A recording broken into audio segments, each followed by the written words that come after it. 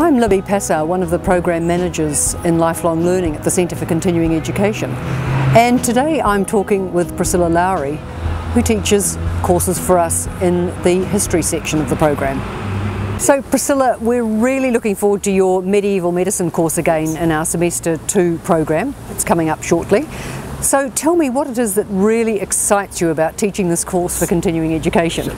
It's just the thrill of it all, the thrill of perhaps starting at the beginning and then discovering who was involved and what they did and the politics between them and why some people became very powerful and others lost ground. So you get everything from the midwives and the witches and the women, the wise women, who perhaps were sometimes even thought of as witches, but then you get the barber surgeons, the semi-professionals, those who started off just by being ordinary barbers, but they had the knives, you know, and so they were the ones who were called in if legs needed to be amputated or boils lanced.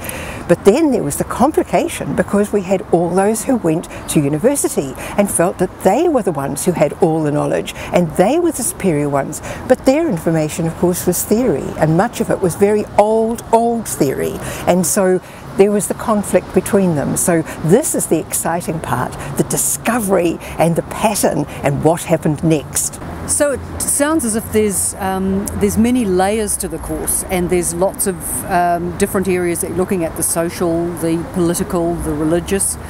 Maybe you could just explain how the course is structured. Right. I really enjoy putting a course together. I enjoy the discovery of it, but I enjoy having one thing build on the next thing. So I start and look quite briefly really at the ancient ways of medicine, yes, and then move straight into the village, because it's the people who are important, and how the mums managed with childbirth and children who fall over and burns and all the hazards that happened in a domestic home. But some things were beyond a housewife, and you needed professionals for that. You needed hospitals. Now hospitals tended to be in the area managed by the church. Oh, now, I see. The church was part of every aspect of life in the Middle Ages. We then look at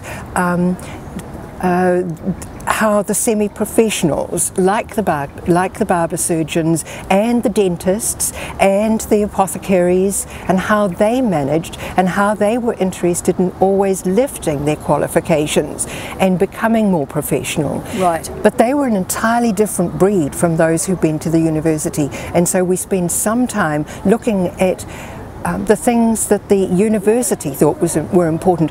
So that's always the case, isn't it? There's a little bit of conflict between the theory and the practice. Very much so.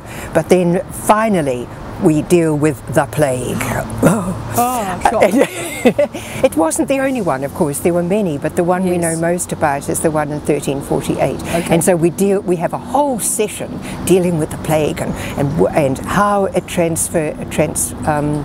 was transported there, and what information they did have and how they dealt with it, or how they failed to deal with it. Right. So all through the course as well, I think you've mentioned that you illustrate the course with a lot of pictures. And where do you find all of these? That's the exciting part. There are books and there are research papers, but most of them come from illuminated manuscripts, yes, and from contemporary secular books, and there's a lot of information and a lot of diagrams, some wonderfully gruesome ones as well, some that would make your eyes water. Oh, I'm sure. Yeah. And so I guess the course attendees come along too with their ideas and their experience and their knowledge anyway of this area.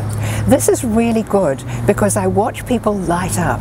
We start with a topic and discuss it and go through it that week, but the next week there they are back again with, I read this, have you seen that, I heard this on television, I was arguing with, and often, even better, someone will come in and they'll say, you remember last week we were talking about such and such, and you said, well, Oh, isn't that fantastic? Absolutely. Yes, Everybody's involved. Yeah, that's absolutely fantastic. But it really is all triggered by these amazing pictures, and that really is the ground through which the whole course runs. Right. Oh, well, thank you, Priscilla. That's really great.